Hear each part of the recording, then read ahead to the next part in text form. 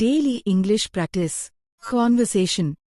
We should keep an eye on the announcement board just in case the platform changes. We should keep an eye on the announcement board just in case the platform changes. Platform மாறினால் அறிவிப்பு பலகையை நாம் கவனிக்க வேண்டும். Good idea. I'll check the current status on my mobile app as well. Good idea. I'll check the current status on my mobile app as well. நல்ல யோசனை. என் mobile ஆப்பிலும் தற்போதைய நிலையை சரிபார்க்கிறேன். Do you have your baggage with you? I can help you carry that suitcase. Do you have your baggage with you? I can help you carry that suitcase. உங்களுடைய சாமான்கள் உங்களிடம் இருக்கிறதா?